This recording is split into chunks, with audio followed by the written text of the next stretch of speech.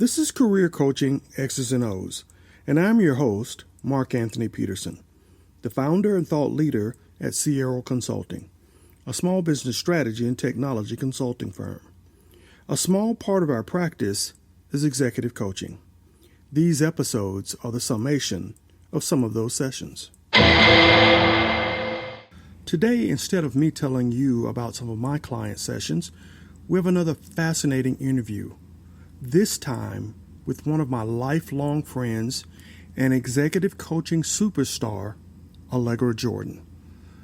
Allegra is just fascinating. Her career experiences span everything from having a top-selling novel, working with some of the top Fortune 500 organizations, some of the leading colleges, and being a very successful executive coach in her own right. Before we get to that interview, I'd like you to hear from our sponsor, SaveMyFees.com. Attention all business or groups. If you offer Visa or MasterCard within the past 15 years, you are eligible to receive some of your fees back under the Visa and MasterCard class action settlement. To learn more and to submit a claim, please visit www.savemyfees.com. And now, my interview with Allegra Jordan.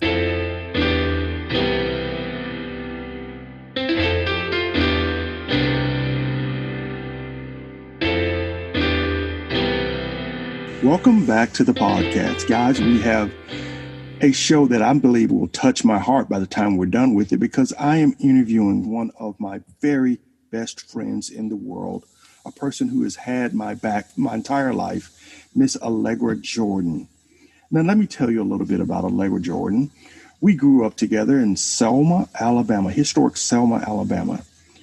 I've known her most of my life. She was my debate partner. And the best way I can describe her is she has the intellect of Da Vinci and she has the heart of Gandhi. And she is a brilliant, brilliant person and a terrific coach. Let me give you a little bit more about her background. She's the former executive director for the Rick Herrema Foundation and the social sector at Duke University. She's the head of innovation at Forge Advisors.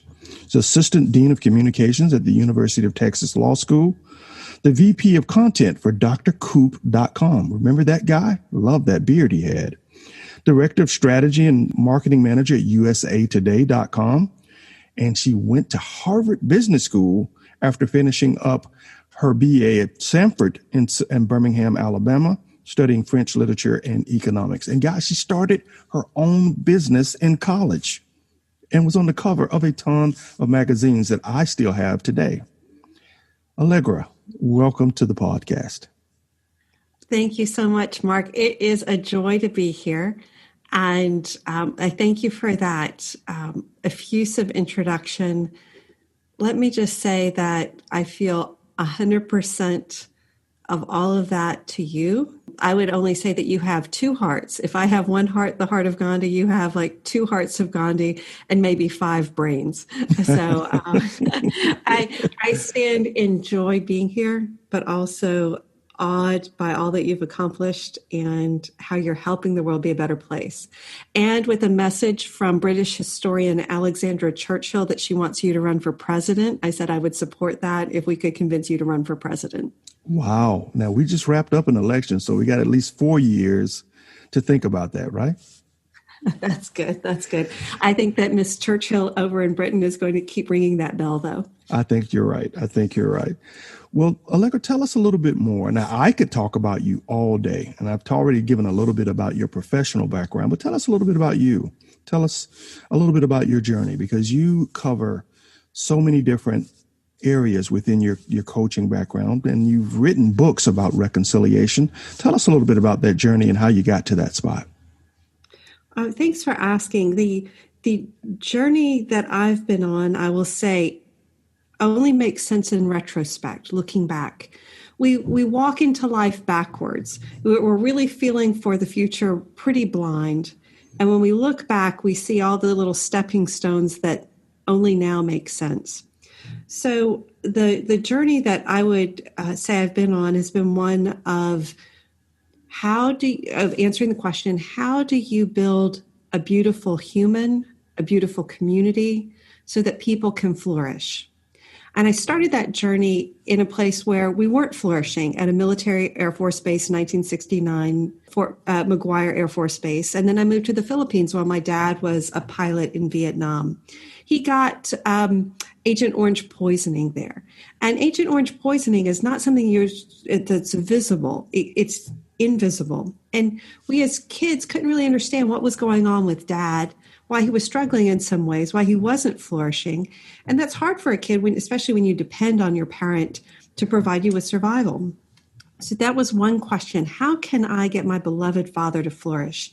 I met you in Selma, Alabama, and there we had the joy of being in an environment where people had helped a person win a Nobel Peace Prize for the Voting Rights Act. So we were in the presence of moral splendor growing up. But we also know the cost of that. This was just because the Voting Rights Act was passed and Martin Luther King Jr. got a Nobel Prize partly for his work there. They didn't solve all the problems. It didn't make poverty go away, racism go away, environmental problems go away. Those were still there, and we wrestled with those issues, I think, at a golden age of Selma, where we did have integrated high schools, where we were able to work together and had some phenomenal teachers pointing us to the outside, not looking inward at a decaying society, but looking outward at what was possible. And I count myself blessed for that. Well, I went to college on a debate scholarship. We were debate champs in Alabama. People still remember us. And that's a great legacy to leave. That was just one of the great gifts of the Selma public education system. I went on a debate scholarship to Samford University. I started a business there, and I was very blessed to get into computers at the very early edge of computers. This was in the late 80s when personal computers were coming out. I started a store and a training business there, made about $500,000 from that. It was not a popsicle stand, but it wasn't Michael Dell, who was also starting a business in his college dorm. He did a little bit better than I did with that. But I was proud of what we did, had about 100 people working for us part-time. And that was a great education, learning business by doing business, which is, I think, ultimately the way that you do learn business. It's a very practical element. But during that time, I was also on the debate team, and my debate coach murdered my debate partner, Rex Copeland, someone we knew well. And that posed an issue for me. Like, how do you recover from this kind of tragedy where somebody who you love, your teacher, betrays you, murders a person, but was also nice to you? Life is complex, and this was not an easy fix. It's easy to hate somebody who's done you wrong, but if you see them as a whole person, if you see someone as a human, you're never going to stop asking for accountability and finding some human element in there which can be loved. And so the ways I had about thinking about how you recover were fairly limited and based on my ideas in Selma. And unfortunately, the idea that I came out with was based on you can never give up on somebody. And that's a noble idea, but there are ways that allows you to bury yourself, ways that allows you to not make decisions that you need to make. Instead of making that hard decision, you're like, oh no, I have to bury myself. And so you're not really taking personal responsibility for your life. You're saying, oh, because of other people's actions, I'm going to veto my life and not be the person that I needed to be. And why I say that was a Selma attitude was because the Civil War and civil rights communities in some ways encased themselves in amber and said, we're going to just stop living now. And everything needs to be a reference point back to these two moments in time. And I adopted that. I felt it was in my interest to adopt that I thought that was going to be noble and loyal. And it turns out that it was neither. It was me punting on my own life. I got to Harvard Business School and saw a remarkably different ways of dealing with the issues of loss. And from those ways, I said, okay, there are different ways to flourish in the world. And I made it my point to see how I could flourish and help society. So I used my business skills to help start a number of internet startups. I graduated in 95, about the same time you did. The internet was booming, and it was a great time to be an entrepreneur. I then moved into the public sector, helping major universities like the University of Texas or Duke University through strategic planning or communications work. And that was phenomenal. It took me into many different countries in the world in order to work with a high reputation organization at scale. What I found out was that when you work with a high reputation organization, people take your calls. When you're doing a startup, people don't take your calls as much. And so you can be the same person. I'm the same person when I'm working with Duke University and when I'm working on my new business, Choose High Performance. But will someone take their calls? There's this big brand reputation halo that you get the benefit of the doubt if you're associated with one. So it taught me a lot about, isn't this interesting? I'm the same person in both situations, and yet I'm having two different responses. So these were some of the parts of my journey. At one point, I'll just sum up by saying that the key element for me was the idea that I'm going to say yes to my life. Lots of things happen in life, but I'm going to say yes to my life. I'm going to be the healthiest human I can be, and I'm going to dedicate myself to creating the best business and the best society I can have. And that decision to say yes to life made all the difference, because it gives you that entrepreneurial spirit to climb over the walls to the challenges that you inevitably have, and to narrate those with a degree of gratitude and a degree of purpose that you don't have when you're saying no to life, when you're rejecting your purpose. So that's where I am right now. Instead of saying I'm post civil rights or post civil war or post murder, I am about reconciliation and rebuilding and reunification. And those are great. Using the word RE instead of the word post. Post is kind of always has got the bad thing associated with it, post murder. Mm-hmm. And I don't want to orient my life around bad things. I want to orient it towards good things. So reconciliation with beloved community is where I'm going. We're talking with Allegra Jordan, the industry mentor and coach at Duke University, Fuqua School of Business, and the managing partner at Choose High Performance. Allegra, that journey is mind-blowing. The different touch points that give you the rich emotion, the rich frameworks on which now to build a coaching practice. Help us by unpacking that journey and tell us how that influenced your coaching philosophy.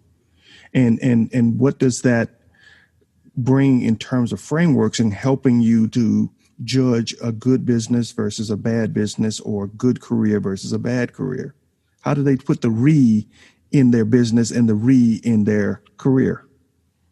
Great question, Mark. And it touches on the one reason why I'm valuable to people. And it doesn't mean I'm the only person that's valuable to someone. It just means that I know why I would be valuable to a person as a coach.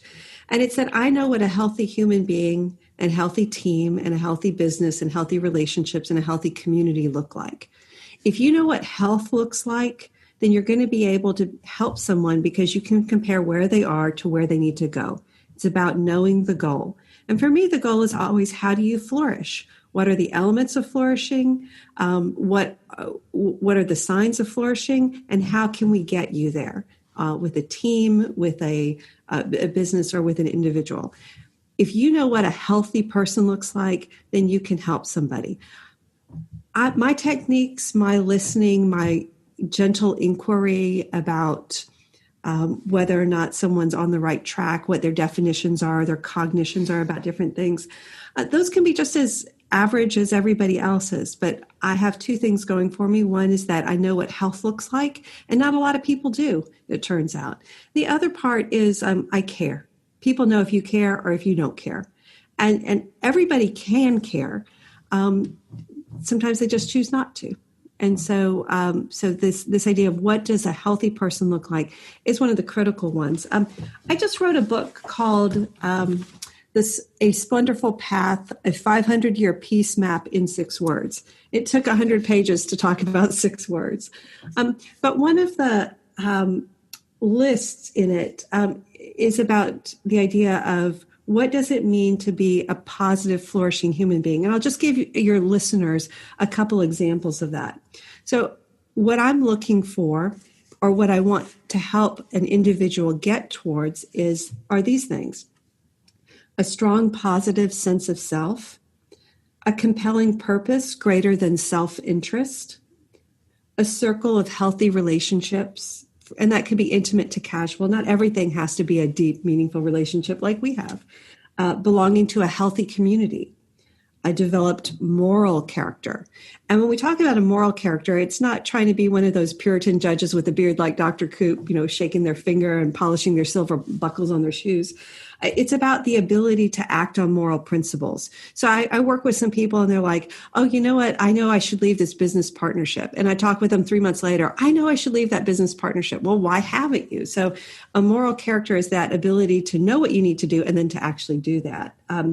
There's mindfulness and empathy. That's the awarenesses that are so famous right now.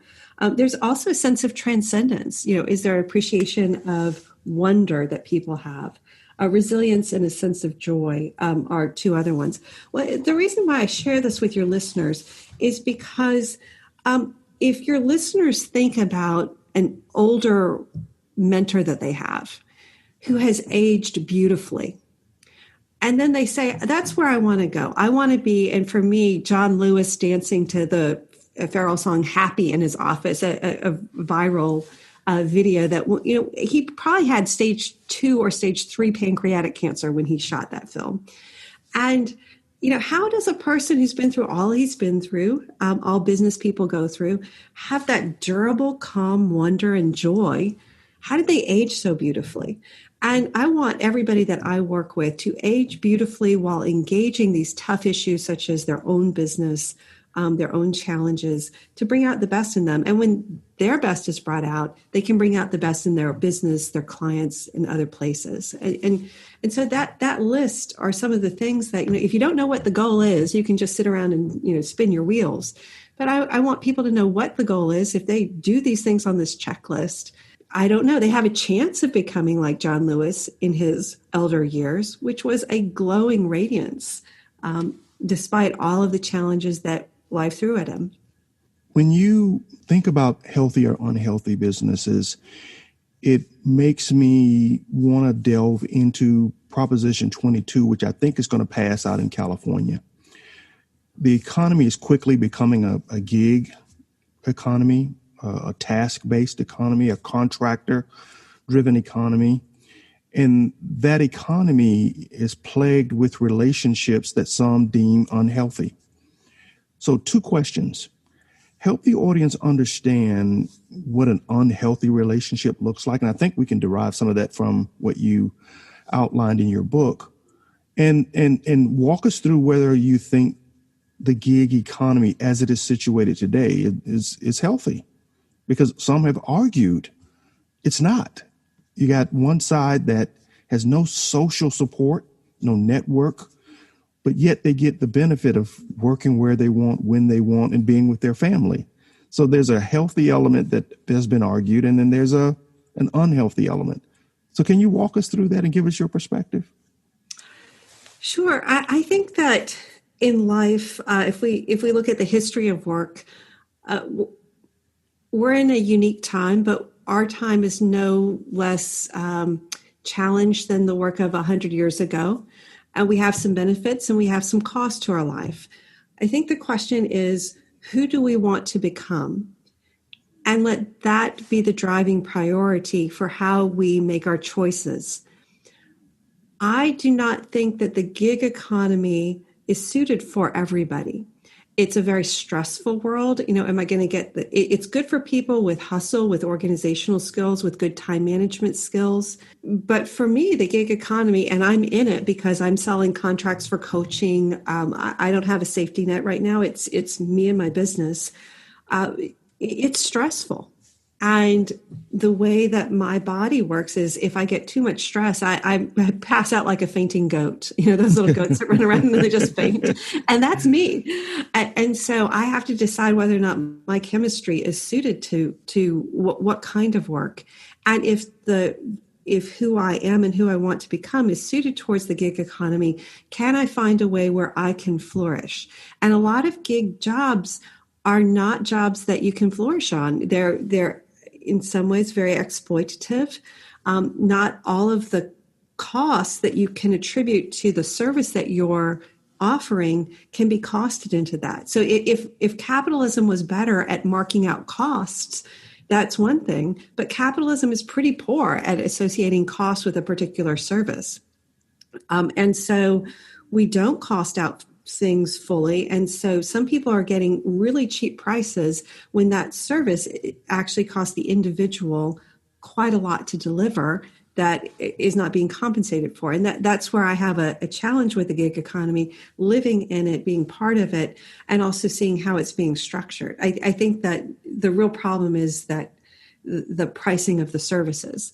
But it's also very difficult to network. Not everybody's good at sales. I have a friend who is Simone-seol in South Korea. She is making bank off of selling how to market yourself as a coach, fearless marketing. It's now called joyful marketing. She's making a ton of money because so many people are so bad at marketing. And she's like, this is about how you flourish within confronting your fears about getting a no, making a bad pitch. But here's how you should do this. And her services are great and well sought out. And she's on track for $1 million this year, in part because she's helping people with their fears of how to engage the gig economy. I think it's going to be a skill that many of us need to know. Some of us will never be suited towards that economy. And the downside is that you end up feeling like a failure because you're judging yourself by the wrong metrics. I think it was Einstein that said, if you ask a fish to ride a bicycle, it will feel like a failure. And in so many areas of the gig economy, we're asking fish to ride bicycles. And they end up getting a very skewed view of themselves.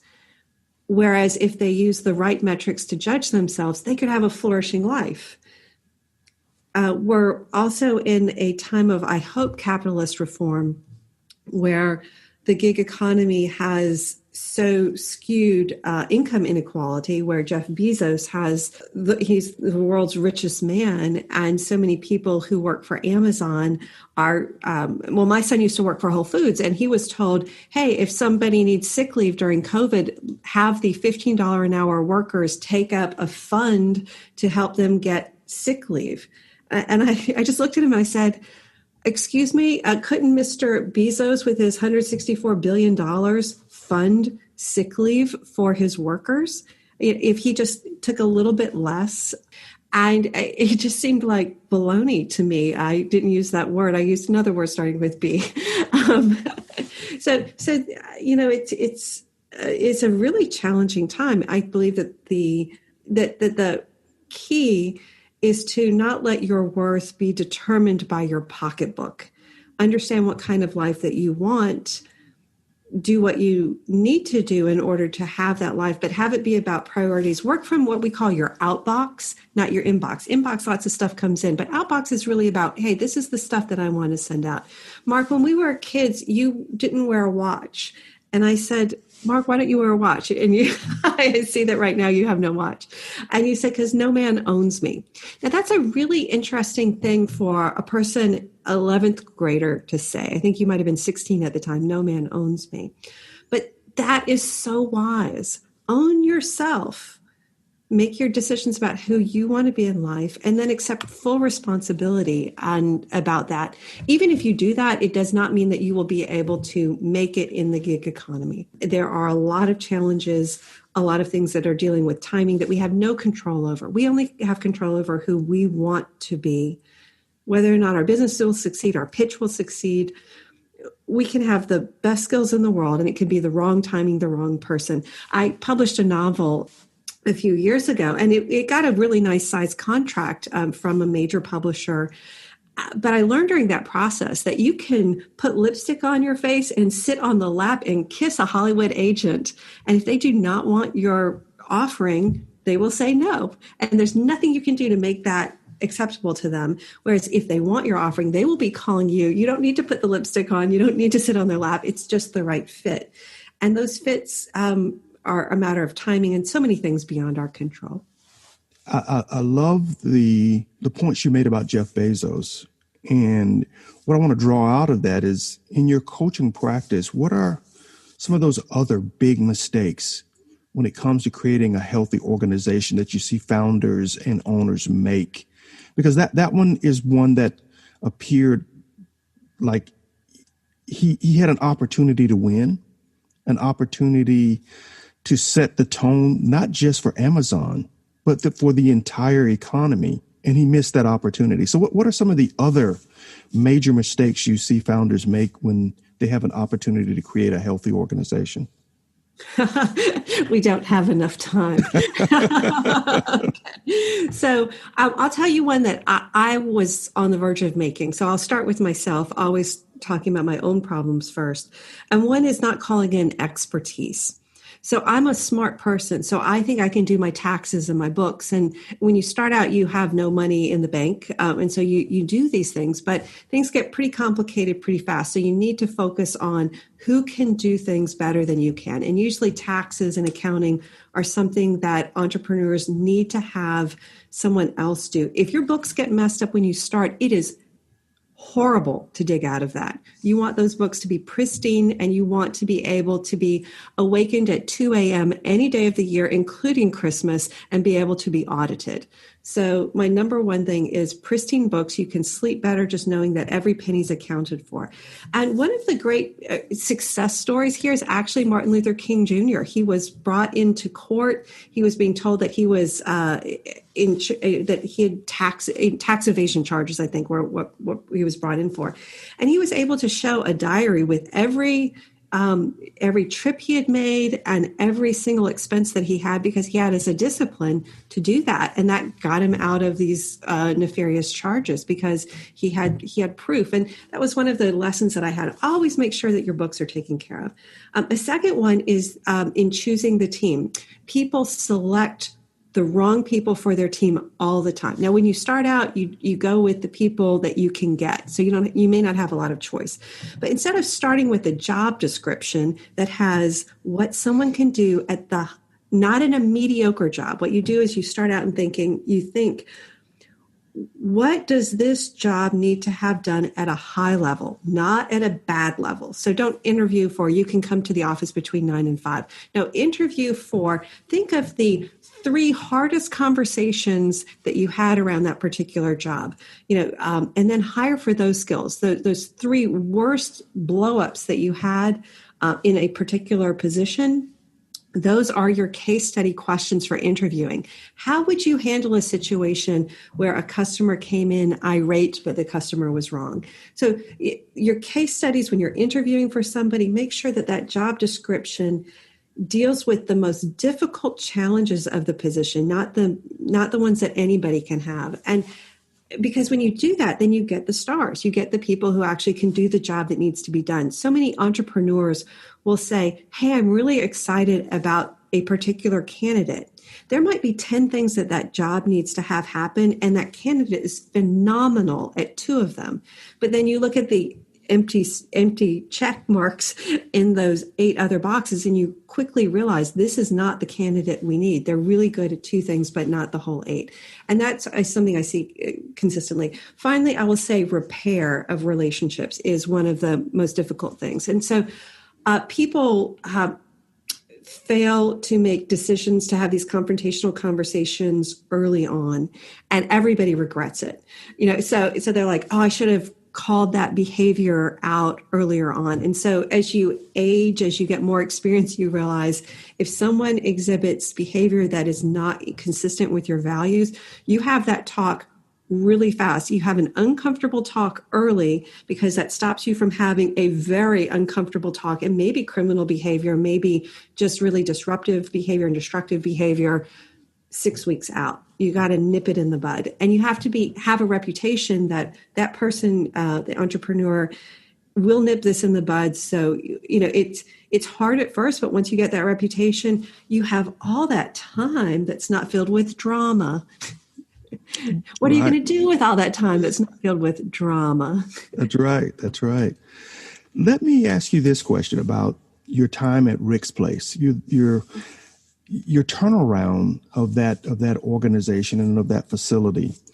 What's the 1 or 2 things you learned in turning that organization around that you didn't think you were going to learn?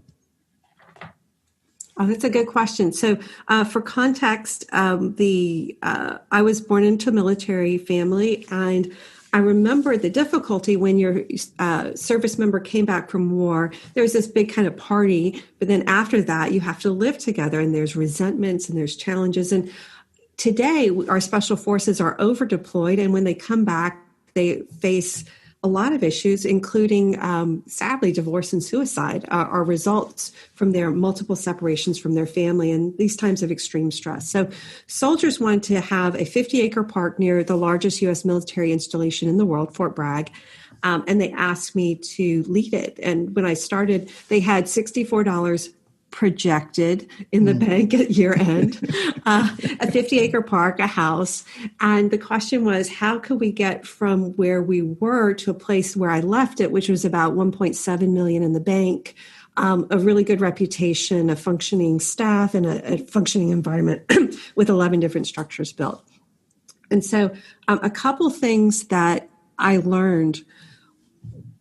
One was the value of being there solely for the mission. Don't be there for yourself. Don't worry about any accolades that you might get. Don't worry about monetizing things. Treat everybody that you see, from the littlest kid to the janitor to the highest general, exactly the same. Show them respect. If you're talking with a kid, you get down on your knees so you're looking at them eye to eye. And do not be worried about how people look at you. Do the right thing for the right reason, 100%, because people notice. That sets the culture. And what I didn't realize was, at the same time that I was behaving in the way that I just thought was right, the Army was instigating a new value. The Army has these leadership values. They just instituted one called humility. And there's a reason why they needed to institute humility, because, and then there's a lot of fake humility that comes after that. Oh no, let me stand at the end of the line because I'm so humble. That's the humble brag. But the value of what you don't think is being seen, it is being seen. And and you get a reputation for, I want to work with that person because they're not here for careerism reasons. They're here for the right reasons. So that was one important element.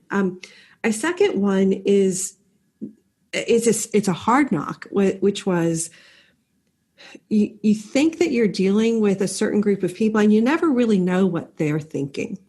And of course, I'm dealing with special operations people, so you really don't know what they're thinking, and you really don't know their training. And honestly, a lot of Americans do not want to ask, because we don't want to know what kind of things that we ask our soldiers to do. So I wasn't involved in that, but what would happen is that people would get angry with each other and not be able to resolve their conflicts. People would want to hire other people for boneheaded reasons. And you would look at a person and you would say, look, their rank in the military showed them to be of high stature. They are they're elite soldiers. So I will project on them that they know how to run a business. Absolutely untrue. Just because you know how to work in a military system, that's a system that's been set up for 200 years. That is so different from a startup. If you're going to hire a military person into your organization, boy, do not assume that their military service helps. It's just a completely different world. It's like asking the fish to ride a bicycle. No, you need people who can ride bicycles, and that is not necessarily a military background. Some of them, if they've been in the military just a little bit of time, can be really good and effective. And I have a lot of respect for veterans. I love hiring veterans because they've had a lot of leadership and usually a lot of maturity. But the assumption, a veteran in a startup, that's oil and water, because where they've learned to be has been in a highly structured environment. Finally, I just got tired of the fighting. When you're working with the military, one of the surprising things is how much people really love to fight, and that should be a non sequitur. Okay. That's their job, to fight. America needs people who like to fight. Okay. But when you bring those people who really like to fight, like everywhere, they love they just love to fight. And so that's their natural gift. But they bring it into the civilian work environment. You're like, I like peace. I like growing flowers, and they're like, I can tweak you and make you, irate. And that's one of their special skills, is how to send people off into orbit, or help people calm down. That's one of but they didn't stop using it, And so that was kind of one of the things that, like, wow, there are some people who are just naturally gifted at fighting. They love it. And if you work with them, they will fight too, because that's just what they love doing. And so, at that point, there was no judgment around it. It was just who they were. And so those were a few things. We ended up, I love that experience. I loved having that experience. And now it's transitioned to local ownership so that locals can run the program. And that's one of the key elements, is that I like being a force multiplier of great talent. I like helping you whenever you have a project, Mark, or other great leaders on the ground. I see myself, if I were a biblical story, I'd be much more of a Joseph to Pharaoh. I love helping interpret dreams and helping leaders do the work that they want to do. We're talking with Allegra Jordan, industry mentor and coach at the Fuqua School of Business at Duke University, and the managing partner at Choose High Performance. Allegra, has the pandemic changed the type of leadership skills that are needed to build successful careers and healthy organizations? Yes. It's accelerated a number of trends, including the work from home trend, which does mesh well with the gig economy, but also brings to everybody the same issue that gig economy people have, such as the isolation of where they are. That's now a problem across the world for anybody who's working from home or on their own, which used to just be, hey, if you were starting a business, it was more of the entrepreneur's issue. But the other one is that I've noticed is the amazing need right now to be able to hit refresh and not refresh on Twitter, to use non-McKinsey language, just use very basic language to show that you care about each other, to help people reduce their stress, to help people just get up from what feels to many people like a terrible burden. And I'll just talk about the pandemic things. We have an election season, we have social unrest, but just you asked about the pandemic. So a lot of people are having to deal with high performance in the middle of the day, and yet their kids might be at home on the internet. And so in the middle of the day, everybody's on that internet. And so you can't have the same high performance that you have, the professional look that you would have in person, because you might have a cat running into your office, your kids might be on the internet, everything's slowed down or jammed up. And suddenly you're not looking as professional for something that you don't really control, which is the internet speed into your house. That's just one small example of how the pandemic is causing a lot of people stress. Will I be able to appear professional today? Will I be able to control some element of my time? And so the solutions that I'm seeing, in fact, next week, I'm working with a major healthcare system in a northeastern state.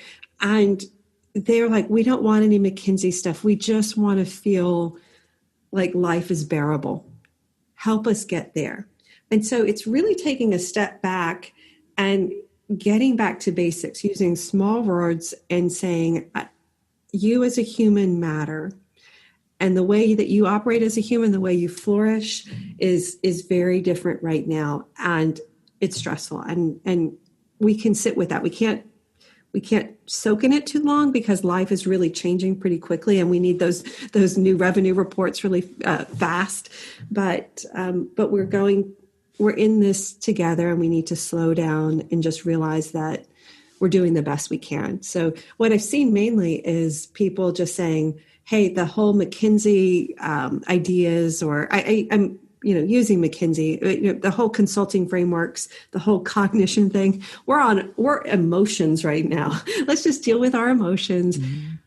And the cognitive language about the 6 different ways that you might be absorbing stress, that's not landing. What's landing is, in fact, before this, you were actually sharing with me, because I had some stress yesterday. I did not respond in the way that I wanted to respond.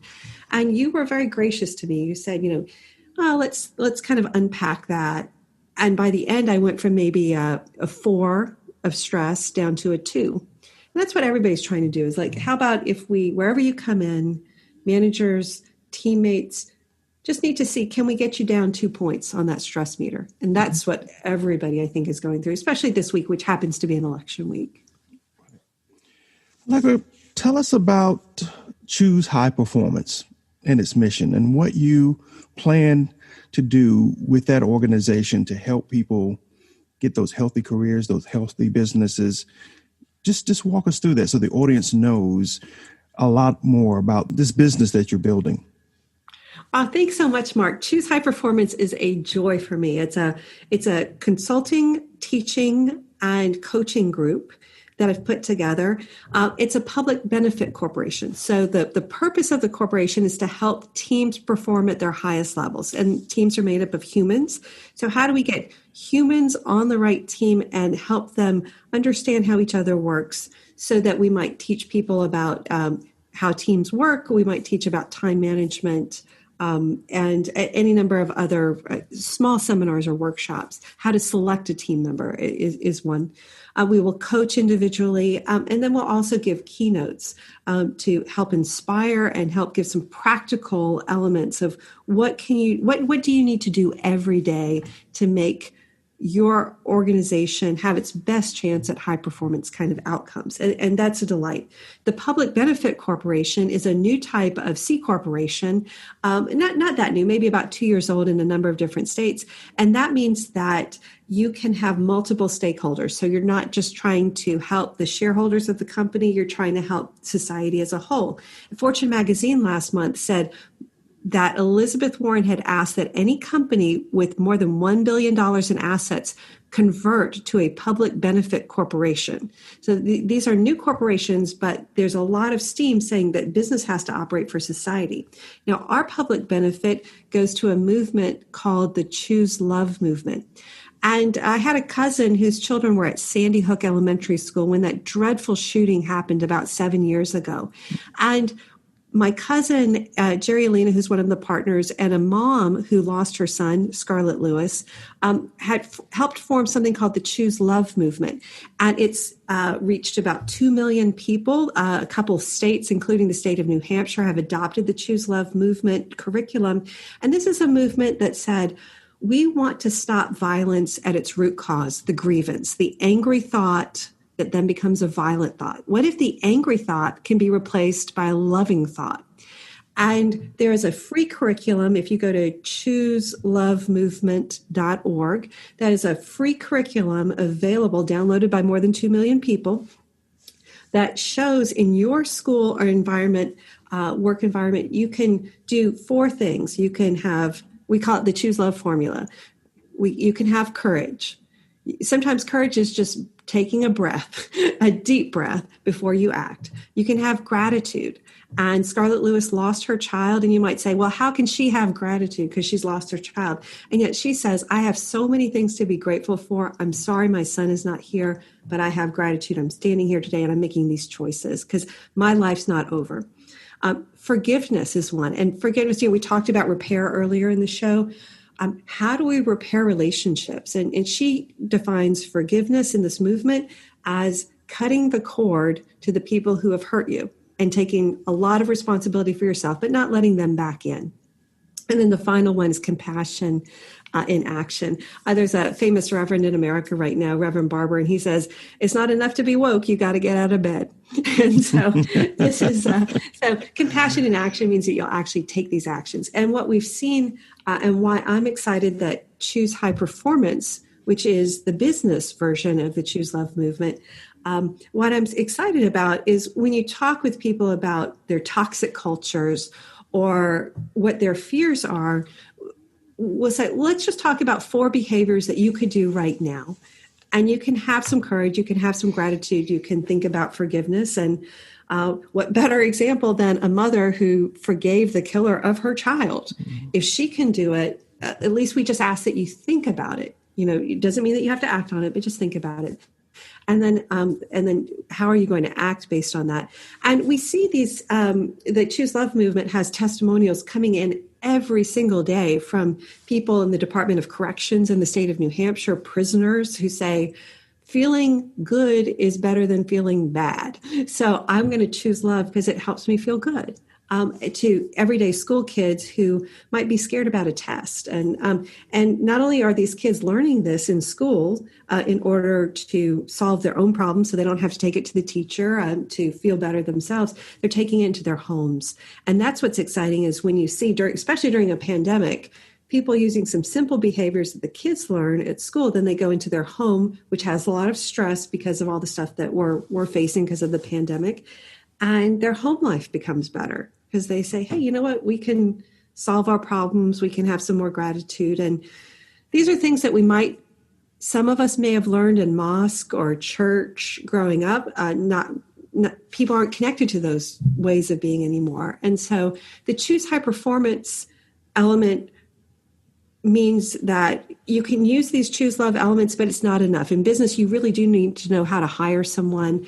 If you have a coaching issue, like a performance issue that you want to get peak performance at, it's not enough just to have some behaviors. You really need to have some frameworks, team charters, personal leadership brands, things that are some cognitive tools that help you every day do your best.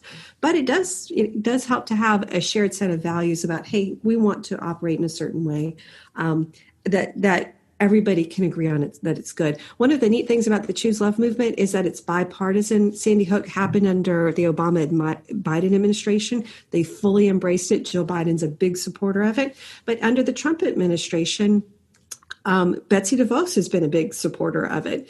And President Trump put little Jesse Lewis, who died, saving 9 of his colleagues. He put himself in the line of fire. He was just 6 years old. He saved, actually it was 9 of his friends got away because Jesse said, run, took the bullet while they ran out of the classroom. Kids in the other classrooms did not do that. Those other kids died, but 9 of his classmates got out because of his sacrifice. And President Trump put Jesse on the short list for the Medal of Honor. These are stories that can circulate and revivify, another reword, our psyches, our souls, our communities. And I love Choose High Performance because at choosehighperformance.com, you can interact with us and get some of that into your system, into your business, in a way that before you would have just had to go to the kids' curriculum and say, hey, how can I apply this to my business? So we're helping apply that, but also doing a lot more because in business, it's a very specific set of behaviors that you have to do every day to get the results that you want. And even then, there's a lot of stuff that's not in our control. Well, Allegra, you have definitely put the re back into my spirit today. And I have really enjoyed talking with you. I always do.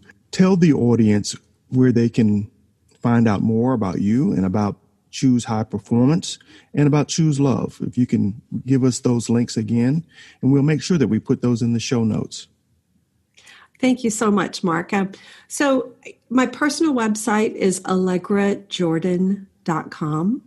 And that has information about my books, some gardens that I work on, this idea of play as a way of helping these soldiers get back with their families and what fun can do for people, because so much of life is not fun, but we need to have that fun element. That's allegrajordan.com. The website for the business, Choose High Performance, is choosehighperformance.com. And from there, you can get to the Choose Love movement, chooselovemovement.org. And find out more about the services that we offer. There's ways to get in touch with us there through contact information, and my email and phone number are on the site as well. Well, like I said, we'll put all of that in the show notes because if you have paid attention throughout this interview, your soul has been refied as mine has. I'm putting a re on everything now, Allegra, because you have really recharged my batteries. And this discussion, I think, will be extremely helpful for all of the people who are struggling with the issues that we've talked through today. And if they haven't found the answer, we're going to give them those links so that they can get in touch with you and get another dose of Allegra Jordan. Oh, thank you so much, Mark. Well, this has been a blessing to me. I can't tell you how much your work, your perspective, your heart have meant to me over my whole life. I am so lucky to get to know you and just to be part of the magic that's Mark Peterson's heart, which is just a tremendous one. I mean, you age like John Lewis, just getting more beautiful every year. I sure hope so, because when I look in the mirror, I don't see that. But That smile has never stopped. That smile and that laughter, I've always heard it, and it's a real blessing. No, I agree. God blessed both of us, I think, to be in the same place at the same time and benefit from a community that gave us a chance to see the world from a lot of different perspectives, to give us opportunities that weren't readily available 50 miles on either side of our town. And I hope that blessing that God has given both of us has found its way into the souls of other people to germinate, to try to recreate some of that magic for the next Allegra Jordan or the next Mark Peterson or the next. And that's what inspires me, and that's what inspires me about your work, is that you are planting those seeds everywhere with your books, with your consulting practice, with your spirit. And I truly believe that there will be many, many more flowers, spiritually and physically, in your garden as you continue with your work. So thank you again for being on the podcast. Well, thanks so much, Mark. I appreciate it. Before I give my closing remarks, let's hear from our sponsor, SaveMyFees.com. Attention all business or groups. If you offer Visa or MasterCard within the past 15 years, you are eligible to receive some of your fees back under the Visa and MasterCard class action settlement. To learn more and to submit a claim, please visit www.savemyfees.com. I want to thank Miss Allegra Jordan for coming on the podcast. She is one of my dearest friends in the world. Have known her literally my entire life. And as I said earlier in the show, she has the heart of Gandhi and the intellect of Da Vinci, and as you can see, the spirit of John Candy. I hope you found this episode helpful. If so, hit subscribe.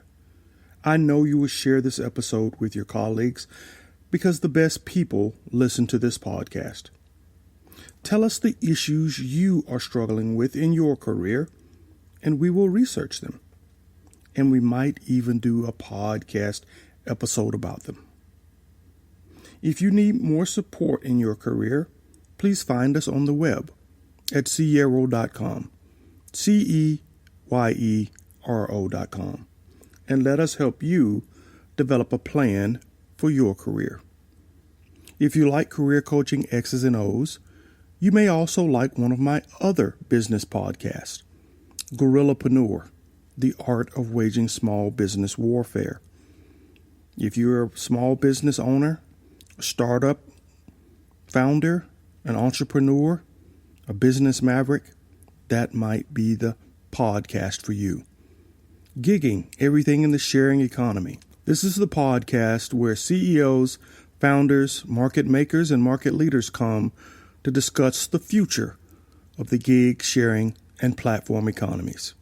If you like the episode, leave us a comment. Hit that like button. It helps us get past those pesky algorithms and pushes us up in the ranking.